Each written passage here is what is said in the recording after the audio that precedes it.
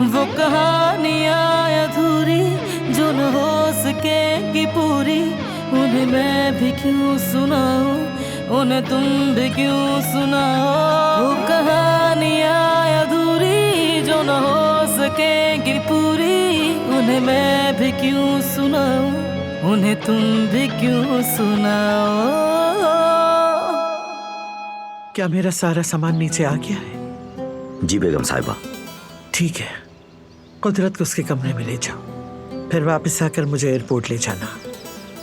किसी को अलविदा नहीं कहेंगे आप? यहाँ ऐसा कोई नहीं जिसे अलविदा कह सको। ठीक है बेगम साहिबा। जाओ।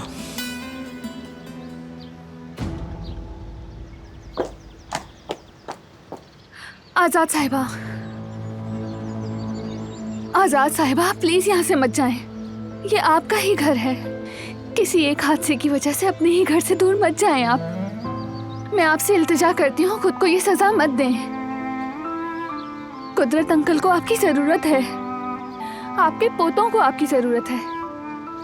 यह हवेली आपके बिना वीरान हो जाएगी। खुदारा एक बार फिर से सोच लें।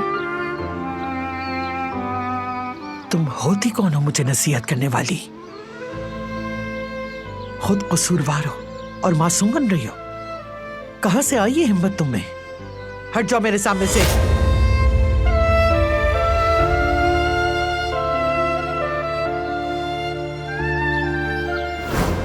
इस फैमिली को साथ रखने के लिए बहुत कुर्बानियां दे चुका हूं।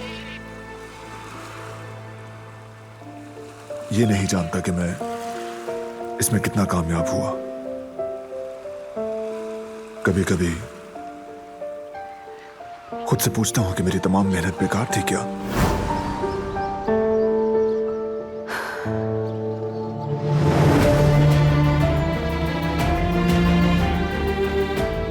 मैं आपको यहाँ से नहीं जाने दूंगी।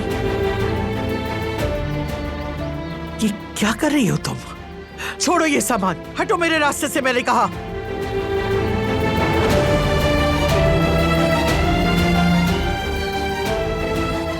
क्या आप अपने बेटे को इस हाल में छोड़ के जा सकेंगी? मैं तो इन्हें इस हाल पर यहाँ से छोड़कर नहीं गई। मैंने तो कसम खाई है कि जब तक ये सेहतयाब नहीं हो जाते, मैं किसी भी सूरत इस हवेली को छोड़कर यहाँ से कभी नहीं जाऊंगी। बताएं फिर एक माँ कैसे छोड़ सकती है अपने बेटे को?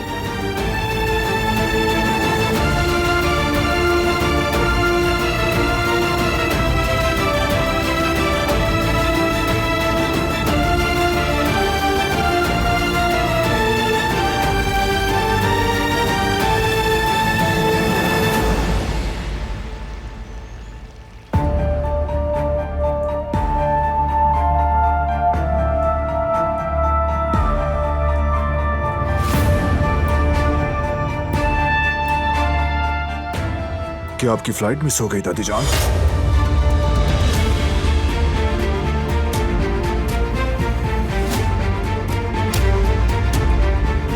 नहीं, मैं नहीं गई। क्यों?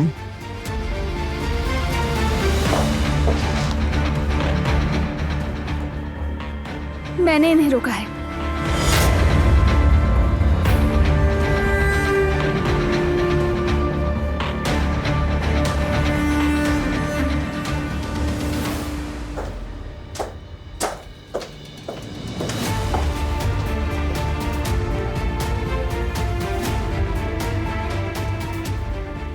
नहीं जाने दिया।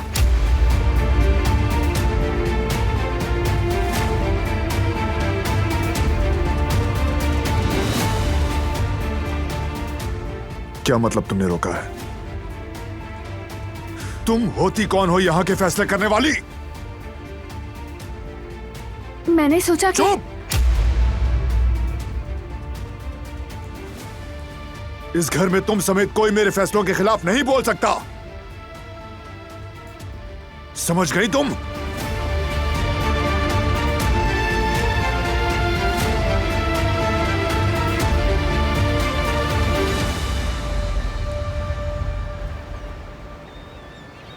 उस जान, अली को सब याद आ गया है। क्या कह रही है? क्या उसे याद था कि पैसा कहा था? हाँ उस जान, उसके वो बैग दोबारा छुपाने से पहले लेना होगा हमें उससे। किसी भी तरह ये काम आज रात निपटाना होगा।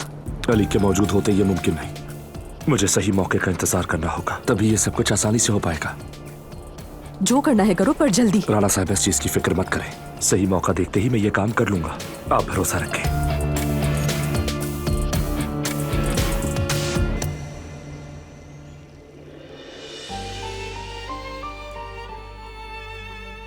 जानती हूँ तुम गुस्से में हो,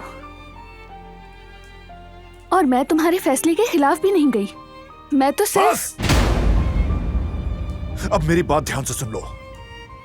आइंदा अगर तुम अपनी भलाई चाहती हो तो उन मामलात में दखल मत देना जो तुम्हारे नहीं है।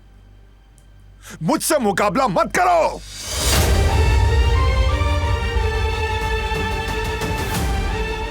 बारान बेटा, खबरदार, खबरदार मेरे पीछे मत आना दादी जान।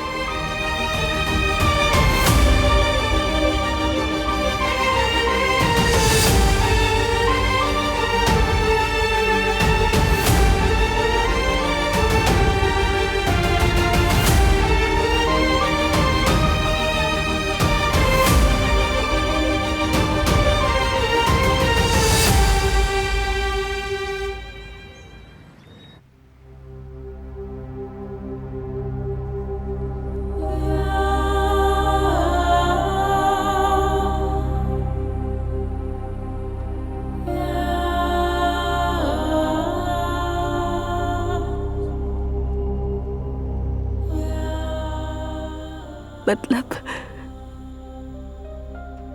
तुम भी यही सब चाहते थे ना, है ना जफदत? मैं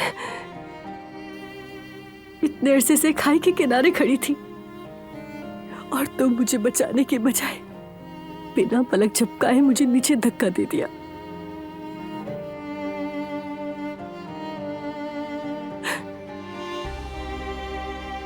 अगर तुम मुझे नजरअंदाज कर सकते हो तो मतलब तुमने कभी मुझसे मोहब्बत की ही नहीं, कभी नहीं। बल्कि तुम्हारे लिए बाप बनना ज्यादा अहम था। अगर मेरा दिल निकाल कर हथेली पे मसलते तो शायद मेरी रूह को इतनी अजियत ना होती। जफदत, हम इस हाल को कैसे पहुंचे?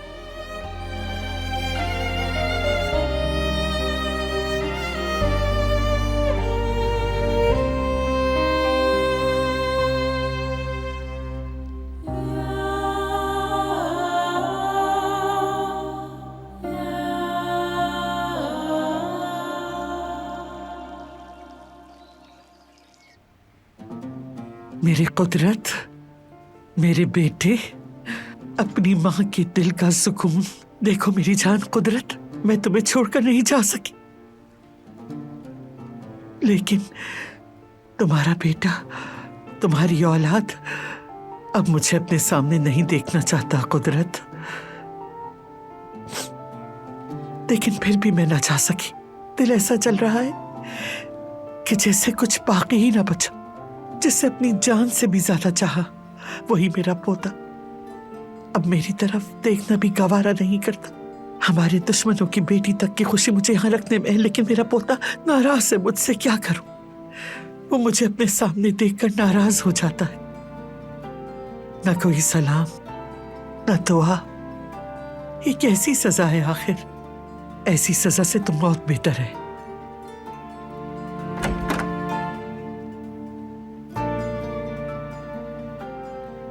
बारान बेटा, कम से कम एक बार तो मेरी तरफ देख लो बेटा। इंसान का हक होता है, चाहे 7 कदम साथ चलाओ या एक घूंट पानी दिया हो। क्या मेरा इतना भी हक नहीं तुम पर? ये कैसी सजा है मेरे बच्चे? ये सजा आपने खुद मुंतखब की है दादी जान। मैं सिर्फ आपके फैसले की इज्जत कर रहा हूं। अब से इस घर में रहते हुए भी आप मेरा चेहरा नहीं देख सकेंगी।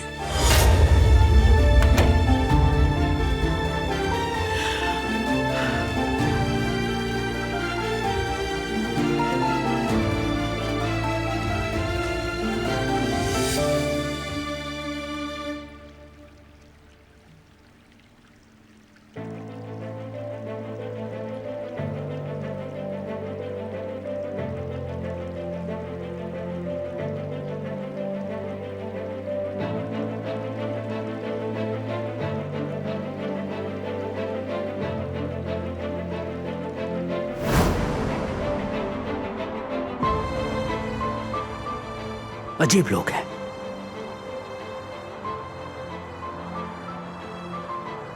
कौन था वो आदमी और तुमसे क्या चाहता है? तंग कर रहा था क्या तुम्हें? तुम ये सब क्यों पूछ रहे हो? वैसे क्या तुम मेरा पीछा कर रहे थे? ये तुम भूल गई थी वहां पर। मैंने आवाज दी मगर तुमने सुनी नहीं बात मेरी। ठीक है, शुक्रिया। ये तुम मुझे कल भी दे सकते थे।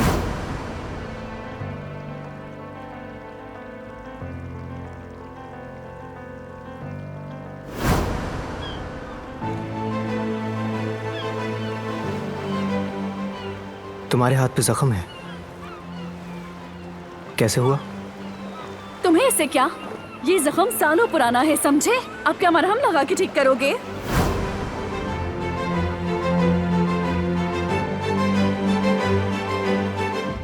ओह मेरे खूबसूरत भतीजे, क्या तुम्हारे जहाज डूब गए हैं? तुम चुप क्यों हो? कुछ भी नहीं हुआ चाचा, सब ठीक है। खुश रहो, हमेशा मुस्कुराते रहा करो। अब मैं तुम्हें ऐसी खुशखबरी दूंगा कि तुम्हारे चेहरे पर मुस्कुराहट आ जाएगी। जानते हो तुम्हारी दादी जान ने जाने का इरादा बदल लिया। वो हवेली में हमारे साथ ही रहेंगी। वाकई में? ये तो सच में बहुत अच्छी खबर है चाचा, बहुत अच्छी। भाई, आपने सुना हमारी दादी नहीं जा रही? सुना आपने? तुम्हारा भाई ये खबर सुनकर खुश नहीं हुआ जहान, ऐसा ही है ना? मसला खुश या नाखुश होने का नहीं। तो फिर क्या है? जाहिर है मैं तुम्हारी बात के आगे तो कुछ नहीं कहूंगा, लेकिन तुमने उनका दिल बुरी तरह तोड़ दिया है। कानून हर रिश्ते से बढ़कर होता है। उनको मालूम था कि उन्हें अपने किए का खमियाजा भुगतना पड़ेगा। उसी की कीमत अदा कर रही हैं वो। जो कोई भी मेरे या इस खानदान के खिलाफ कुछ करने की कोशिश करेगा, वो ये ना समझे कि मामला खत्म हो गया। अच्छा या बुरा,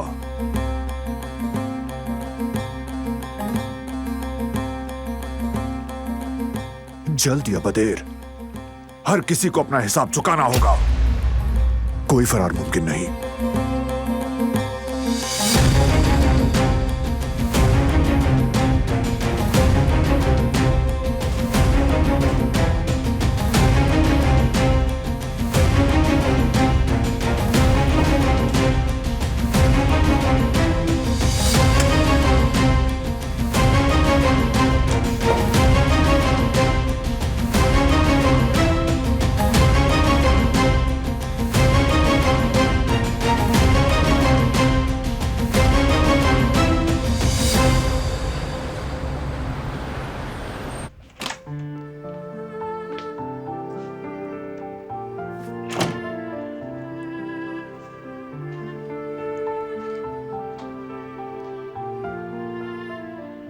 मैंने अपना टिकट ले लिया है, मैं कल जा रही हूँ। अम्मी, बाबा, आपका हर चीज के लिए बहुत शुक्रिया।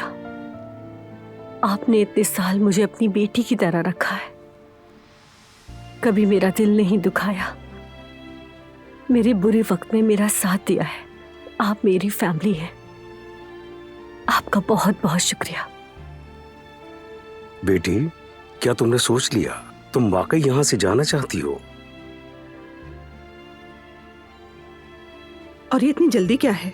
ऐसा लग रहा है जैसे आग लगी हो। जरा रुक जाओ और दोबारा सोच लो बेटी। सोचने के लिए कुछ बाकी नहीं रहा अम्मी। ऐसा न कहो, घर बनाना आसान नहीं होता। जीवदत्त बेटे, क्या तुम कुछ नहीं कहोगे?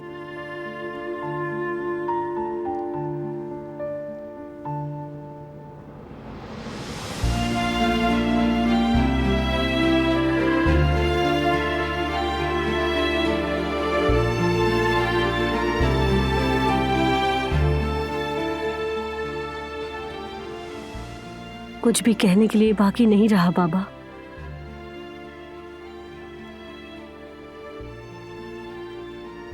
मुतमईन हूं, मैं जा रही हूं।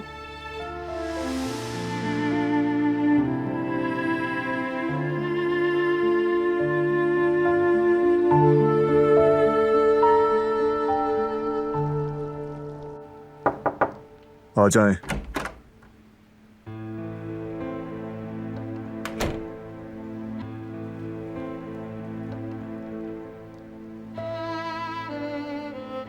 यहां रख दो।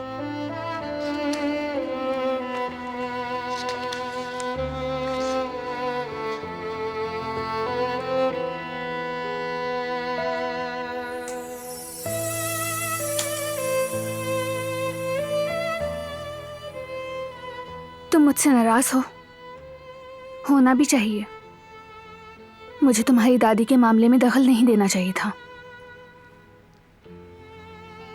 लेकिन बाज़ औक़ात हम जो फैसले करते हैं उसकी वजह से जो तकलीफ मिलती है, हम उनके बारे में बिल्कुल नहीं सोचते।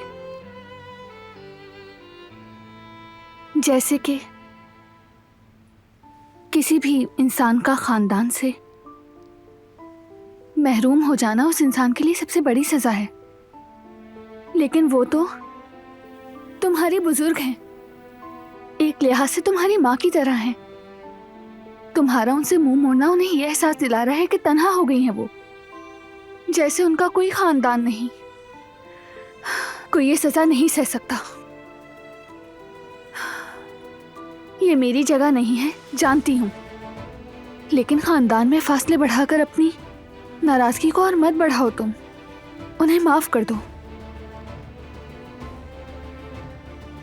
बाज़ दफा इंसान को अपनी गलती का एहसास जल्दी नहीं हो पाता, लेकिन उन्हें वक्त दो, उन्हें एक मौका दो तुम, ताकि बाद में तुम्हें पछताना ना पड़े। आखिरकार वो तुम्हारी दादी हैं, उन्होंने तुम्हें पाला पोसा है।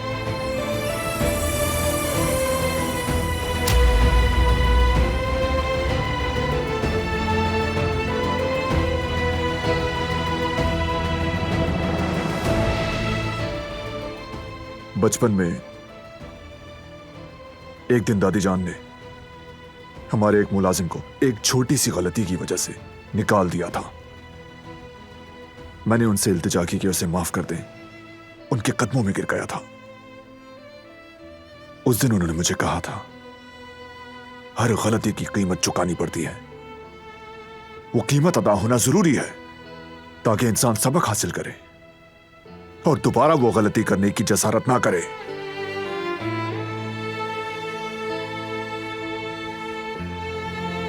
तुम शायद दरिया को माफ कर सकती हो, लेकिन मैं चाहे तो अपना हो या फिर कोई पराया मुजरिम को कभी माफ नहीं किया करता। लिहाजा वो सजा भुगतेंगी, कीमत जो भी वो अदा करेंगी वो।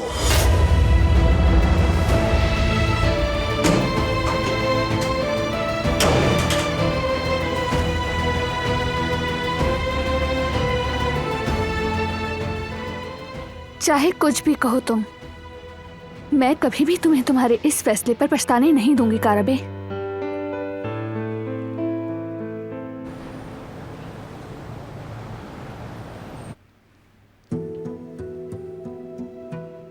तो क्या हम बस यूं ही खामोश बैठे रहेंगे सईद? हमें कुछ तो करना ही पड़ेगा। हमने अपनी जिम्मेदारी पूरी कर दी है हनीफा। अब हम और क्या कर सकते हैं? अब आगे का फैसला इन्हें खुद करने दो। फैसला उन दोनों पर छोड़ने पर बात कहाँ तक पहुँच गई? देखा नहीं, उस लड़की ने तो टिकट भी खरीद लिया। हम यूं ही खामोश तमाशाई बने रहेंगे। सईद, क्या कोई हल नहीं है इसका? हनीफा, वो अपनी रजामंदी से अलग हो रहे हैं, हम क्या कर सकते हैं?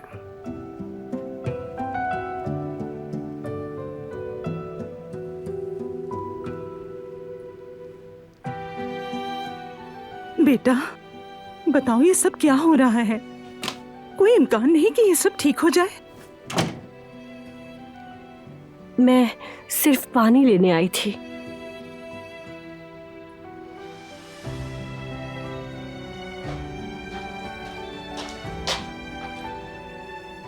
अच्छा, मैं जा रहा हूँ। लेकिन इस वक्त कहाँ जा रहे हो? दम घुट रहा है मेरा, ताजी हवा में जा रहा हूँ। अरे तुम रुको हनीफा, उसे जरा पुरसुकून होने दो। अकेला रहेगा, समझ जाएगा। शाबाश है बेटी, तुम खुश हो गई अब? अपनी जिद की वजह से तुमने नतीजा देख लिया। जिद पकड़ ली थी कि बच्चे के बगैर नहीं रह सकती। ये क्या किया तुमने? ये इतना मुश्किल था तो तुम कह देती हमारा बच्चा नहीं हो सकता, तो कह सकती थी कि कोई बात नहीं। देखो क्या हाल कर दिया। तुम्हारी वजह से सब परेशान हैं। सोचो, जबेरिया हद ही कर दी है तुमने तो। ठीक कहा आपने, ये सब मेरी ही गलती है, लेकिन फिक्र मत करें, आप सब मुझसे जल्दी छुटकारा पा लेंगे और सुकून का सांस लेंगे।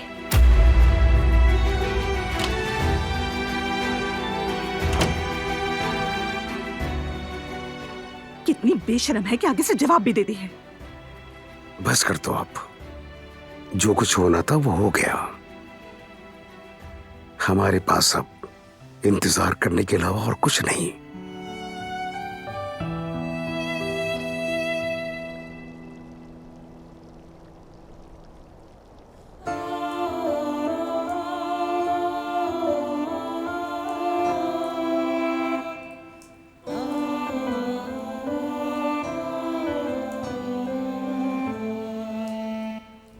तुम शायद दरिया को माफ कर सकती हो, लेकिन मैं, चाहे तो अपना हो या फिर कोई पराया, मुजरिम को कभी माफ नहीं किया करता। लिहाजा वो सजा भुगतेंगी, कीमत जो भी अदा करेंगी वो। नहीं, ये ऐसे नहीं चलेगा। मुझे कुछ ना कुछ तो जरूर करना होगा। खानदान में नाराजगियां नहीं होनी चाहिए।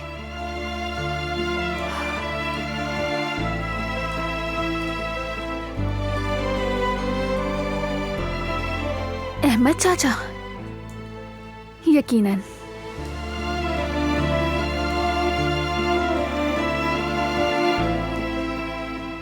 अपनी नाराजगी और इख्तलाफात खत्म कर देने चाहिए ताकि सबके दिल साफ हो जाएं।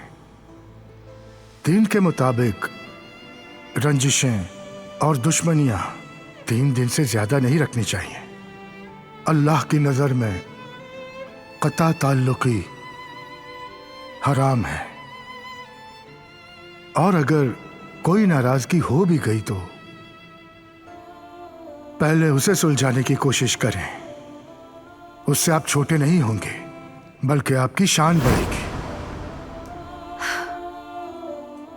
एक आइडिया है मेरे पास।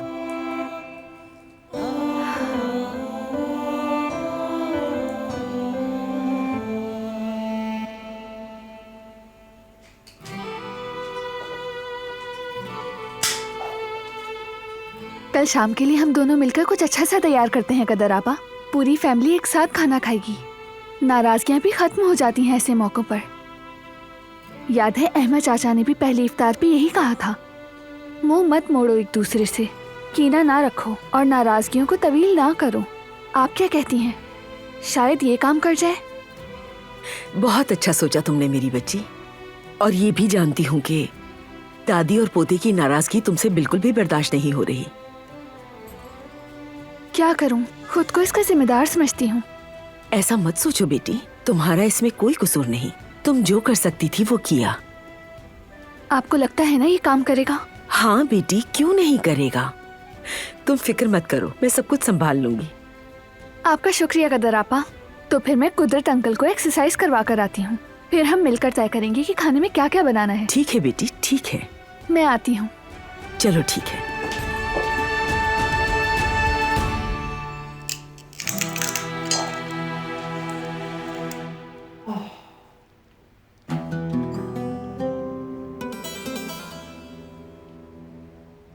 मेरी सुल्ताना, कैसी हैं आप दादी जान? कैसी हो सकती हूँ बेटा, जो हाल है देख ही रहे हो। आपको किसी चीज की जरूरत है? अगर एक एक कप तुम कॉफी बना दो ना तो मजा आ जाएगा। हाँ।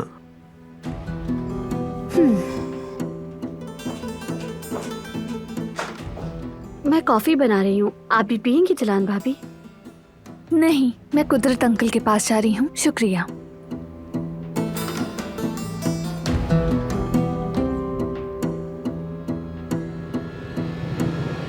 अपने ही घर में मेहमानों जैसी होकर रह गई हूँ। अरे आप मेहमान कैसे हो सकती हैं दादी? बल्कि आप तो रानी हैं इस घर की, जो हम सबको एक छत तले लेकर आएंगे। लेकिन इस छत को ऐसा जोर का झटका लगा के सब कुछ बिखर कर रह गया। वो मेरा पोता, मेरी आंखों का तारा, मुझे नजरअंदाज कर रहा है। इससे तो मर ही जाती तो बेहतर था। अब तो यहाँ सांस लेना भी गुनाह लगता है। ये तो टूट कर रह गई हैं। इनकी नाराजगी को खत्म करना होगा।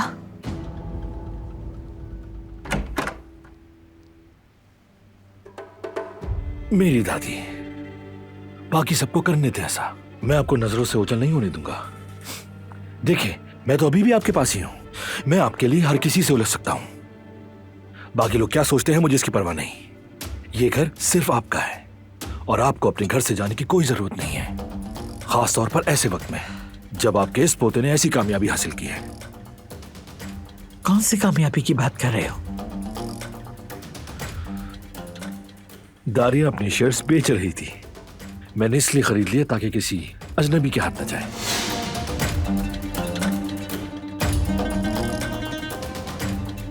लड़की, तुम यहाँ क्यों खड़ी हो गई? कॉफी यहाँ रख दो और वापस जाओ।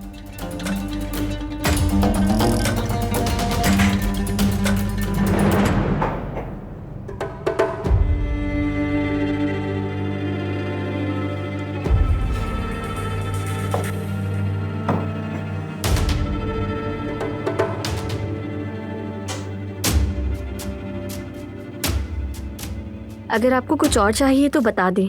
कुछ नहीं चाहिए, अब जाओ। शुक्रिया तुम्हारा। एंजॉय करें आप। इसे शुक्रिया कहने की जरूरत नहीं। मैं नहीं चाहती कि ये इस नरमी को गलत समझे। नहीं दादी, बिल्कुल फिक्र न करें। आपने कुछ कहा नहीं? क्या कुछ गलत किया शेयर्स खरीद के? अरे नहीं बेटा, तुमने बहुत अच्छा किया। तुम कभी कुछ गलत नहीं कर सकते। बस जरा हैरान हो गई थी। इससे काराबाइयों की ताकत का पता चलेगा। हिस्से भी बेच दिए गए और देखें दादी, खरीदार भी हमारे घर का ही तो निकला। इसको कहते हैं समझदारी। शाबाश बेटा, शाबाश। तुमने एक बार फिर ये साबित कर दिया कि काराबे मुश्किलात के खिलाफ एक ही मुट्ठी है। मुझे तुमसे यही उम्मीद थी। फख्र है मुझे तुम पर मेरे शेर।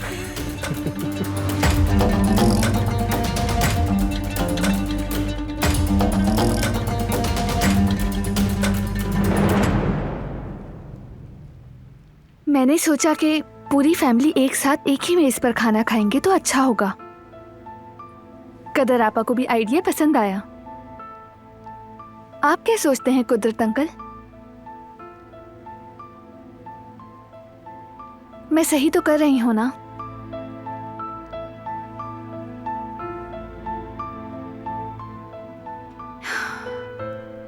काश कि आप भी हमारे साथ उस मेज पर बैठ सकते।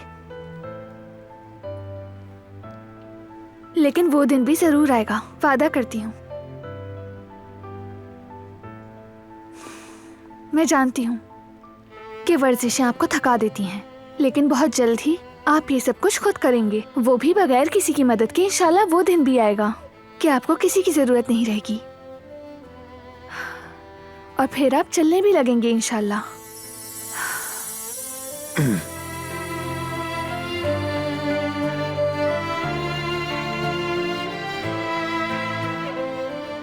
कैसे हैं बाबा?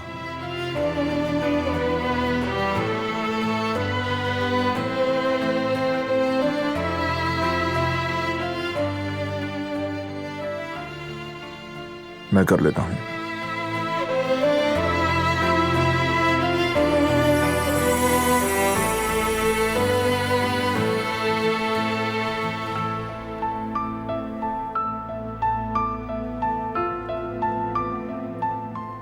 आप ठीक हो जाएंगे बाबा,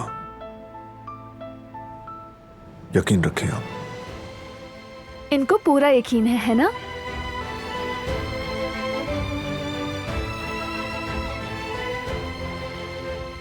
बहुत अच्छा हुआ कि आजाद साहिबा रुक गईं।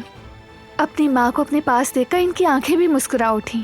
इसके अलावा ये खला मोहब्बत और देखभाल कभी पूर्ण नहीं कर सकती, खुसूसन माँ की मोहब्बत।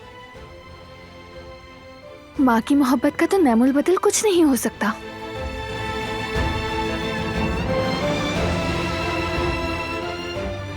उनकी मौजूदगी ही काफी है। बस।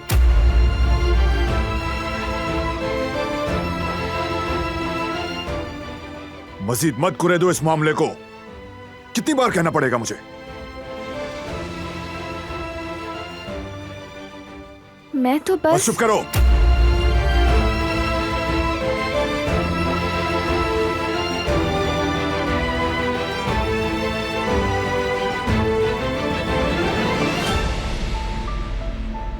कराओ इनको एक्सरसाइज।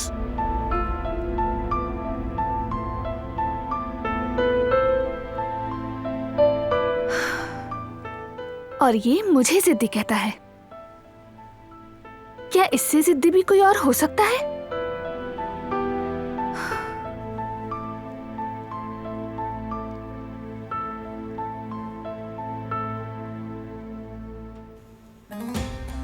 ये बताओ दारिया ने तुम्हें शेयर्स कैसे बेचे? मैं एक बिजनेसमैन हूं गुल। इसे बातों से मनाने की सलाहियत कह सकते हैं। मैं जो चीज चाहूं और वो मुझे ना मिले, कभी ऐसा नहीं हो सकता। लेकिन फिर भी थोड़ा एहतियात करना। जानते हो ना वो औरत बहुत खतरनाक है। तुम बिल्कुल फिक्र न करो, मैं हर चीज का मुकाबला कर लूंगा, सब संभाल लूंगा। जानती हूँ मैं। मुझे खुशी है कि तुम्हारी कंपनी में जगह बन गई। तुम डिजर्व करते हो। शुक्रिया।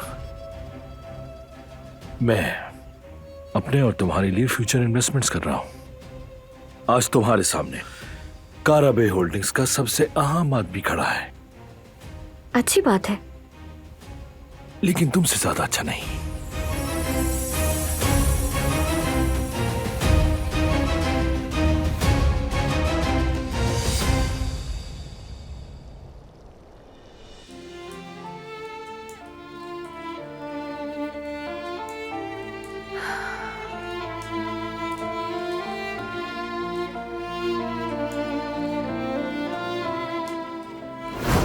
लेकिन इस छत को ऐसा जोर का झटका लगा कि सब कुछ बिखर कर रह गया। वो मेरा पोता, मेरी आंखों का तारा, मुझे नजरअंदाज कर रहा है। इससे तो मर ही जाती तो बेहतर था।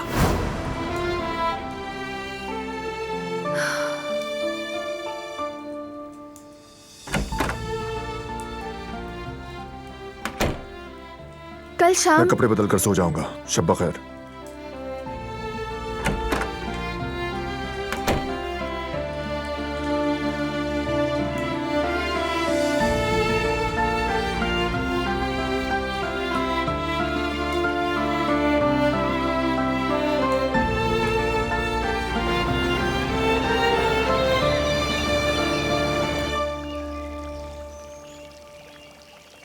लिस्ट तैयार कर दी है।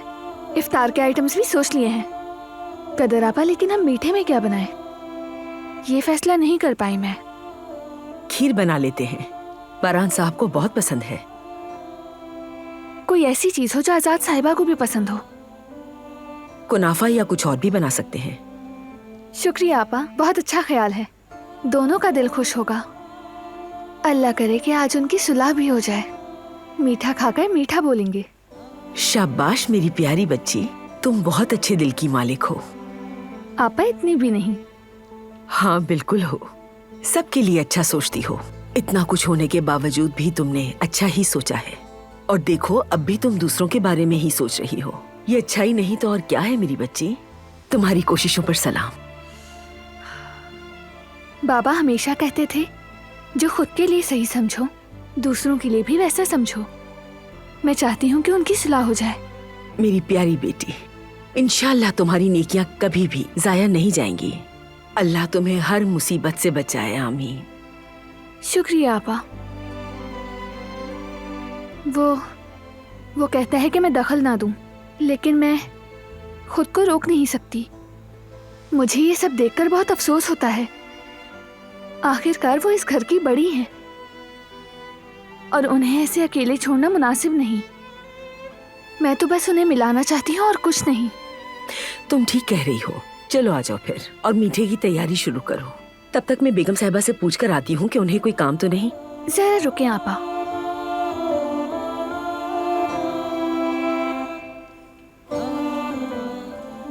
कुनाफा के लिए कौन सा पनीर इस्तेमाल करूं? क्या ठीक रहेगा? हाँ बिल्कुल, लेकिन इसे बारीक काटना है, ठीक है? तुम काटो, मैं अभी होकर आती हूँ मेरी बच्ची। ठीक है।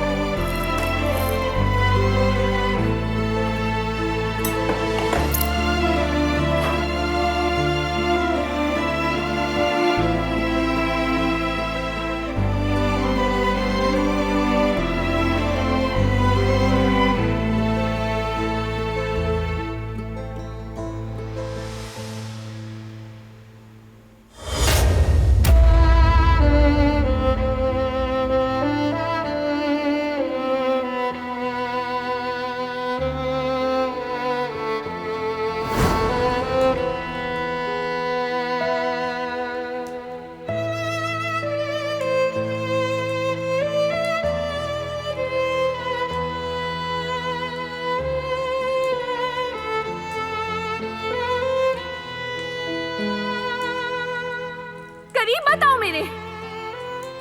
ठीक है, रिलैक्स हो जाओ। करीब बताना।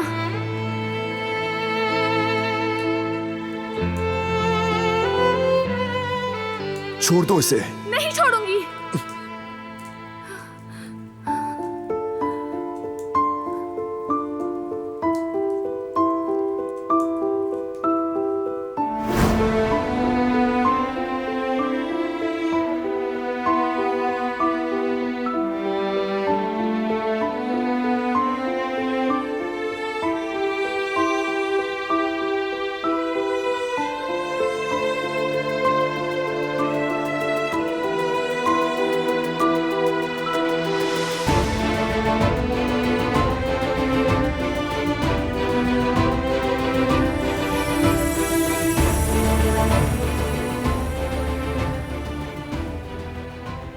ध्यान रखो। माफ करना, तुम्हें आते हुए नहीं देखा।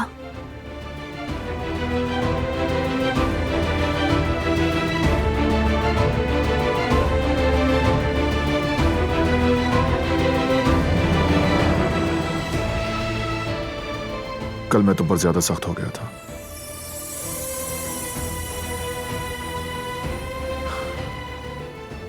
मैं तुम्हारी कोशिशों को समझता हूं और उसे कदर की निगाह से भी देखता हूं, लेकिन फिर भी मैं नहीं चाहता कि इस मामले में उलझो तुम। मैं सुन लिया ना? ये तुम्हारे बस का काम नहीं है। बस इसीलिए तुम्हारा इससे दूर रहना ही बेहतर है। आइंदा से इन मामलात में मत उलझना।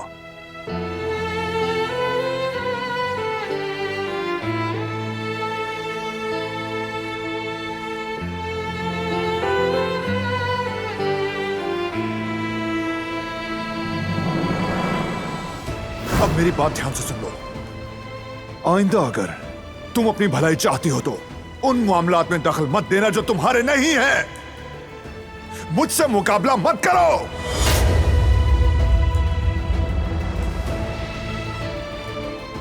बारान बेटा मेरी खबरदार, खबरदार मेरे पीछे मत आना दादी जान।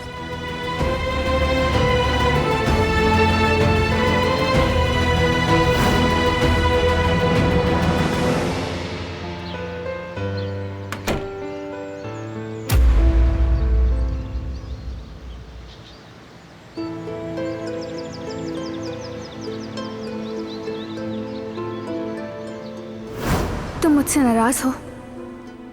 होना भी चाहिए। मुझे तुम्हारी दादी के मामले में दखल नहीं देना चाहिए था, लेकिन बाज़ औक़ात हम जो फैसले करते हैं उसकी वजह से जो तकलीफ मिलती है हम उनके बारे में बिल्कुल नहीं सोचते।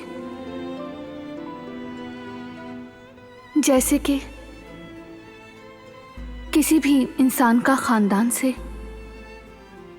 महरूम हो जाना उस इंसान के लिए सबसे बड़ी सजा है, लेकिन वो तो तुम्हारे बुजुर्ग हैं, एक लिहाज से तुम्हारी माँ की तरह हैं। तुम्हारा उनसे मुंह मोड़ना उन्हें यह एहसास दिला रहा है कि तन्हा हो गई हैं वो, जैसे उनका कोई खानदान नहीं। कोई ये सजा नहीं सह सकता।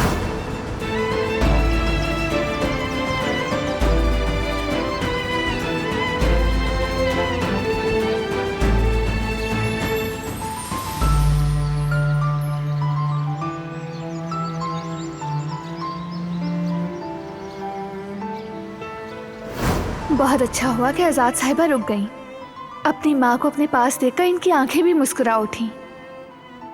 और इसके अलावा ये खला मोहब्बत और देखभाल पूर्ण नहीं कर सकती, खुसूसन माँ की मोहब्बत। माँ की मोहब्बत का तो नैमुल बदल कुछ नहीं हो सकता।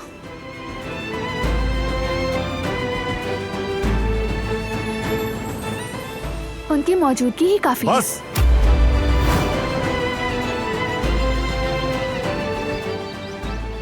जब मैं तुम्हें कोई तकलीफ नहीं देना चाह रहा तो मुझे क्यों मजबूर कर रही हो? ऐसा क्यों कर रही हो? क्यों?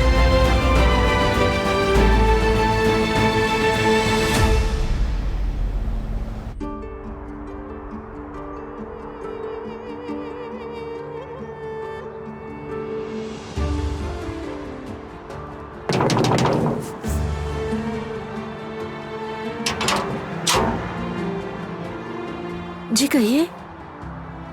माजरत आपको परेशान करने के लिए। जिहान हूं मैं। किससे मिलना है आपको? सना से। हम दोनों साथ पढ़ते हैं। आज वो आई नहीं प्रैक्टिस के लिए, मुझे फिक्र हुई तो मैं यहाँ आ गया। यहाँ इस नाम का कोई नहीं है। हाँ मगर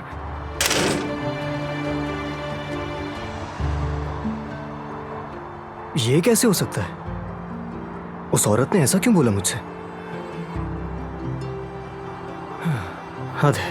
वो कहानियाँ अधूरी जो न हो सके कि पूरी, उन्हें मैं भी क्यों सुनाऊं, उन्हें तुम भी क्यों सुनाओ।